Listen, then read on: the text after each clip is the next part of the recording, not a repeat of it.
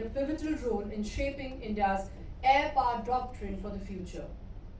Air Chief Marshal Vivek Ram Chaudhary, Param Vishisht Seva Medal, Ati Vishisht Seva Medal, Vayu Medal, AED Corps, retired, served as the 27th Chief of the Air Staff of the Indian Air Force. A fighter pilot with over 3,800 hours of flying experience, he has held several key operational and strategic appointments throughout his illustrious career. From commanding frontline air bases and combat squadrons to leading vital reforms in force structuring, modernization and jointness, his tenure has left a deep imprint on the Indian Air Force path towards self-reliance and future readiness. He has been at the center of India's evolving aerospace and defense landscape, steering the Air Force through a time marked by geopolitical shifts, rapid technological changes, and increasing emphasis on indigenization and multi-domain operations. It is with great pride that we welcome him today to Kalam and Kavach 2.0 to hear from a true strategist and a commander, whose insights continue to inspire the next generation of thinkers, air warriors, and defense leaders. He will be in conversation with Mr. Shivam Arya, who is the curator of Kalam and Kavach and also the host of Diary of a Publisher, Pentagon Press. Over to you, Shivam.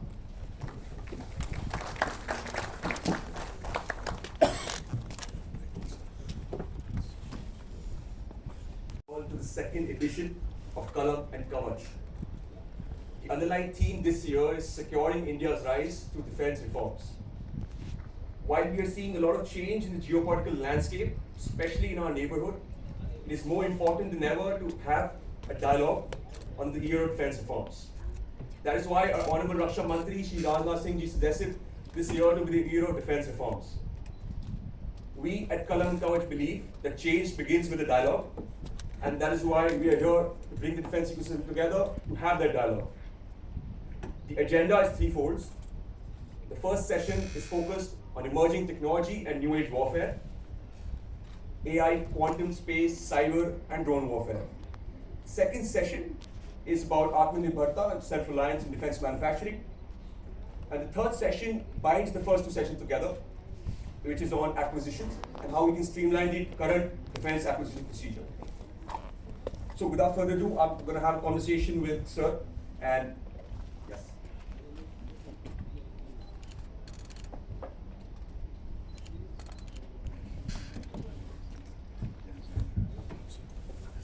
Welcome, sir. Thank you so much for being a part of this. Really appreciate you. Thank you. So I'd like to start our conversation. Get your perspective on the current geopolitical landscape and what do you think the future of modern warfare looks like? I think in the last 10-15 minutes, we've heard all the key words, transformative effects of technology, non-kinetic warfare, hybrid warfare, and so on and so forth. So, pardon me if I sound repetitive sometimes. But to start with, I will not go into the political angle of any of the global shifts that are taking place. As somebody who has served in the armed forces, I would like to just touch upon the military aspects of what I perceive are the tectonic shifts that have taken place and are likely to take place in future. Let me begin with three aspects that have come as lessons from the ongoing conflict, as well as a deep appreciation of what is happening globally. Firstly, deterrence as a strategy may not be as effective as we thought it would have been probably in the 90s and 2000s. Deterrence through use of massed forces, through use of superiority of numbers may not be a viable strategy, as we see today what is happening in the Middle East.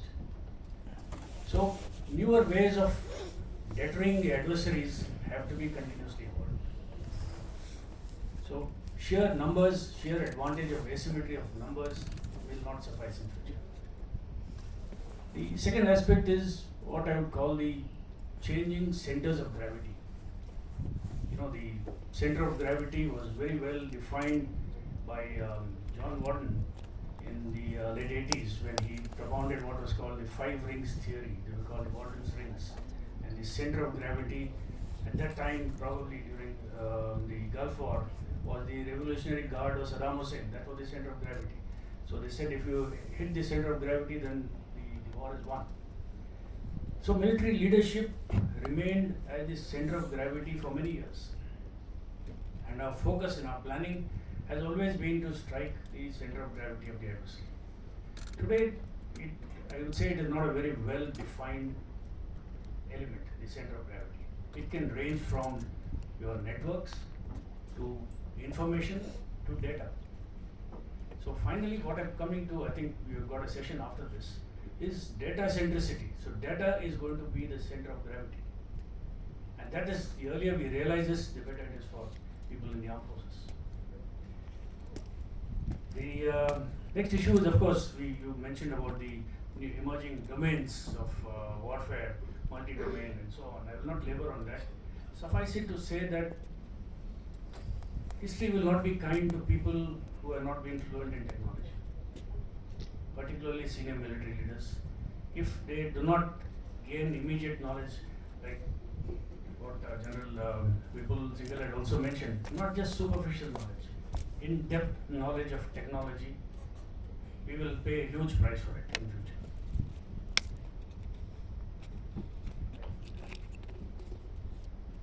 So you spoke about the fact that the nature of warfare is changing. How do you think Indian Air Force and Indian Armed Force together are, at the center of it, and how are you adapting to it, sir?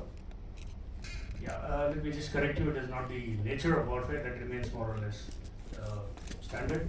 It is the character of warfare which is changing, and it changes due to 2 or 3 reasons. One is the changing geopolitical situations. It changes due to newer technologies and doctrinal aspects also. So when you put all these together, we realize that we are cognizant that the character of war is changing very rapidly, and we should not be playing catch up in time. We need to be ahead of, to anticipate what are the likely changes which are taking place. So all these 3 aspects that are going to affect the character of warfare are not easily, fathomable, or you cannot anticipate them as examples have shown us in the last few years. The geopolitics have taken a new turn. Technology, things which were unheard of a few years ago. For example, if you ask yourself, I see a lot of people from my age group here. 15 years back, how many people heard of this word drone, for example? Or what is the first person view? Or what is, the new terms that are being bandied about? The rapidity at which technology is now changing the character of warfare is something that we need to be cognizant of, and we need to be well ahead of it. Could you also elaborate a little bit about IAF's role in the change in the character, sir? Yeah, firstly, to start at the highest level, it begins with having a clear doctrine as to how we are going to utilize the strength of the hardware, the software, and the manpower that we've got. How do we amalgamate all these together to get the best effects that are required for the nation? So we have been constantly upgrading our doctrines. The last one was done in 22, and I think it is already time for a revision. So starting from making doctrinal changes, this common word term being used is the power of the disruptive technologies, the way they're changing character of warfare. So we realize that if technologies are disruptive, then our training and our understanding of warfare also needs to be disruptive. We cannot go ahead with the industrial era method of mass producing soldiers and airmen, everybody being taught the same thing and everybody expected to perform in a particular manner. So we had realized that we require a complete disruption in the way we train.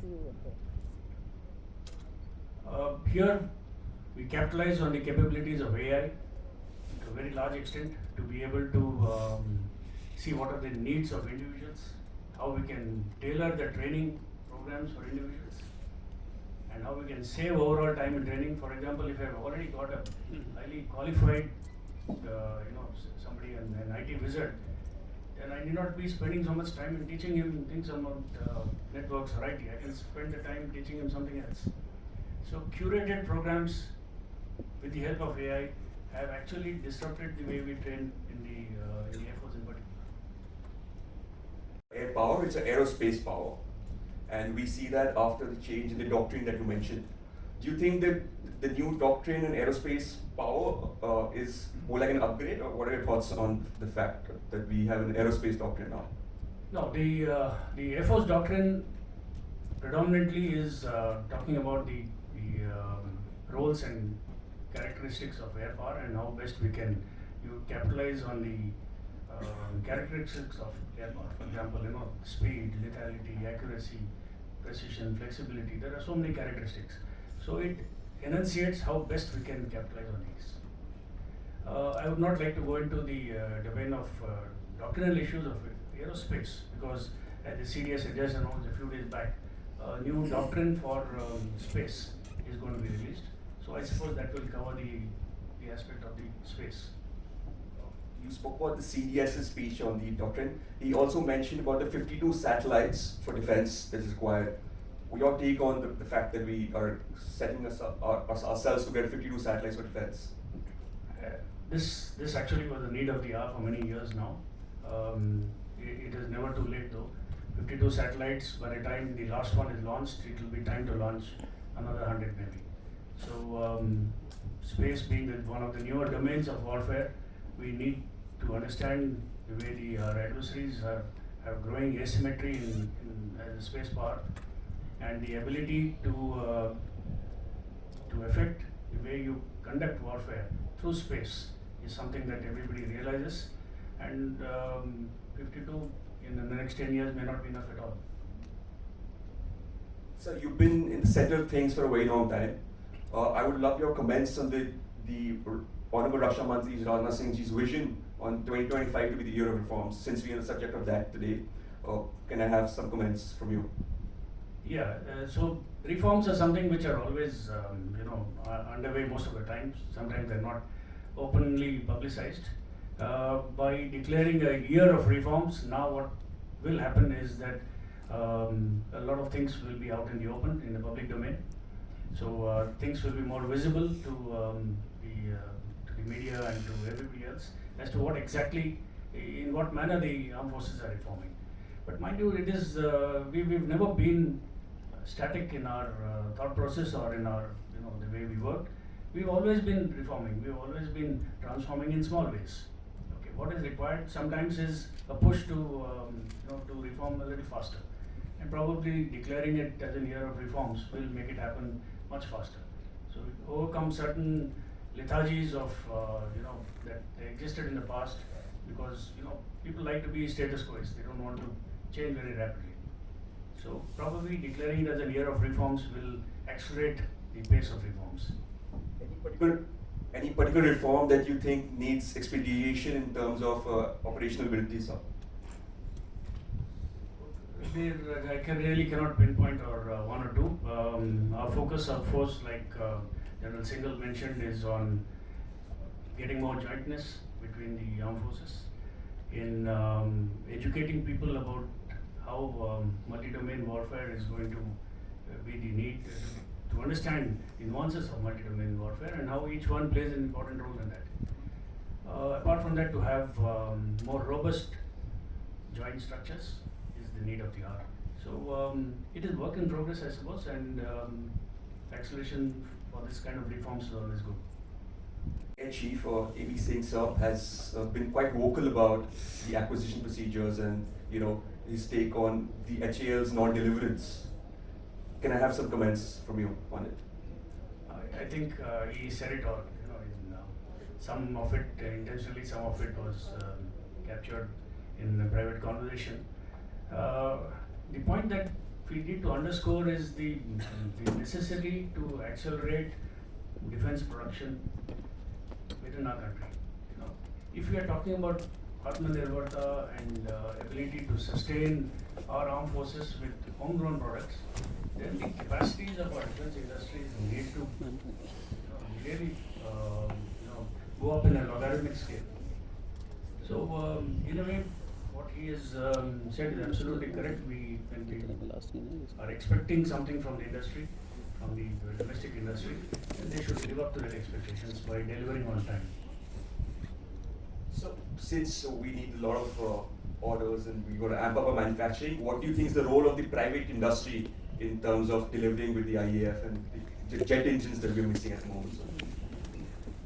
There is huge potential for the private industry, no doubt. We cannot rely solely on the PSUs to provide what we need. The ability of these private players today has grown by huge margin in the last few years. They are really lived up to the expectations, and we can expect them to play a bigger role in future. You mentioned about aero engines, private industry in aero engines. I really don't know how much headway they have made, because it requires a huge amount of investment, and the return on investment has to be commensurate with the kind of effort they're putting in there. So engines is something which really is the acme of newer technologies, and that is best left to maybe a joint collaboration between private public enterprise, so that in future the production can be handled by somebody else. But developing an engine right now in India by a private agency may not be really feasible.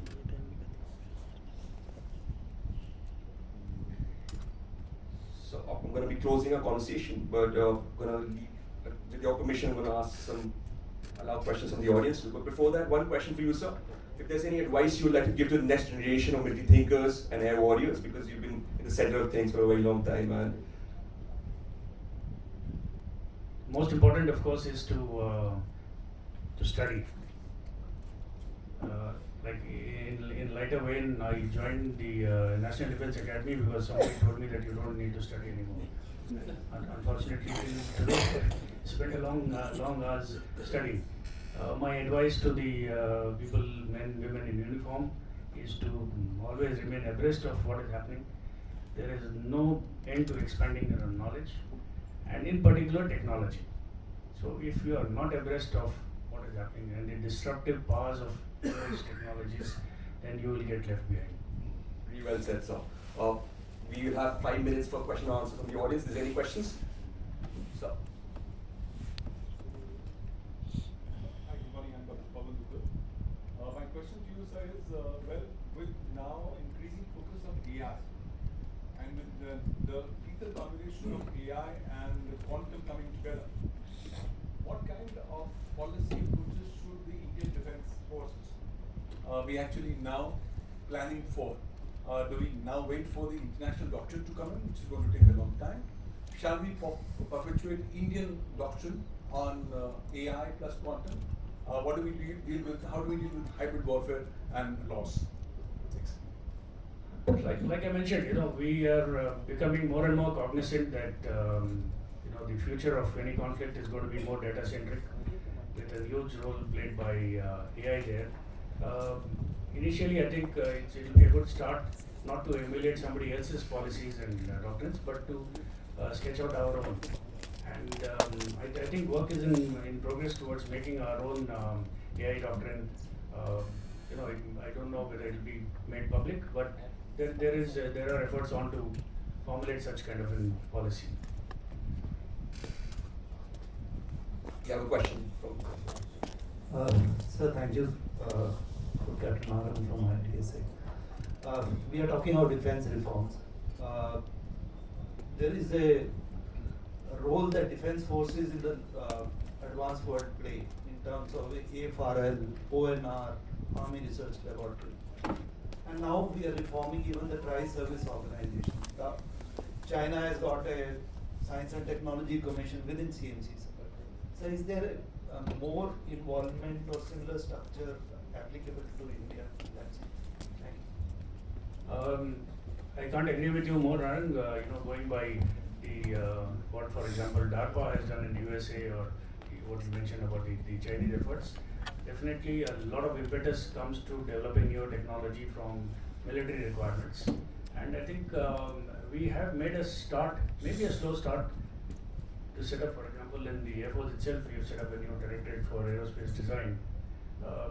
Maybe, like I said, maybe it's still too small at the nascent stage, but I'm sure as it grows in the years ahead, it will serve as an, as a catalyst for rapid or more faster development of military technologies. So I think keep faith in the setups that have been established in the last few years. Good morning once again, Mr. Chaudhari. I'm Elena. I'm Chief of Bureau of Task News Agency of Russia. This is a state-run news agency. So my country and India share robust cooperation in defense for many years. This time-tested relationship, and the main part of it is joint production, following the program Make in India, which governments of both countries support. So what is your view in future reformed, following these reforms in India defense? What do you think about creation of joint ventures between two countries? In what areas, in what sectors can be new joint ventures created?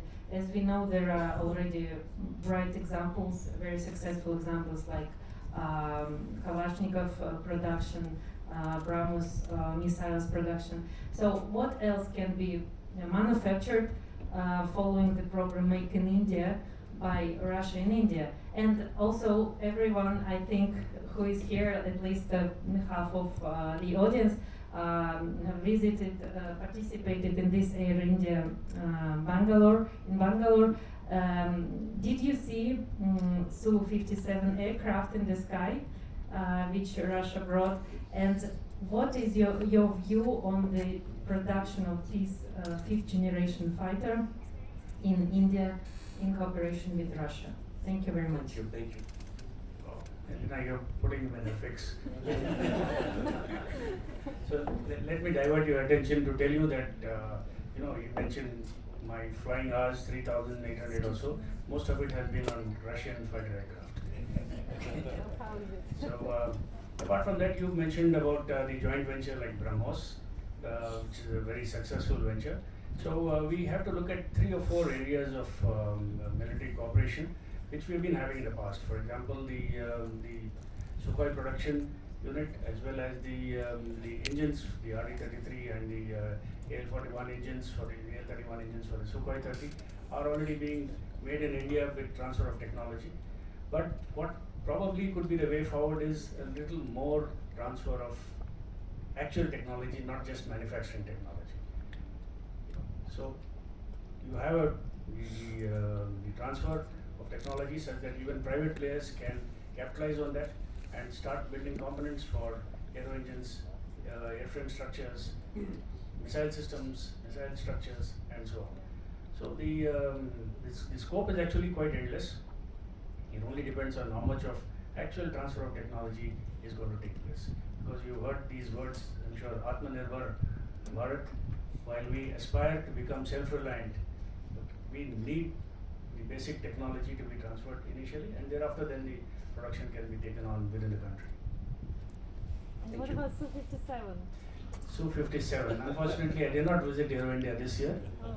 so I will not comment on that. Thank you very much, sir.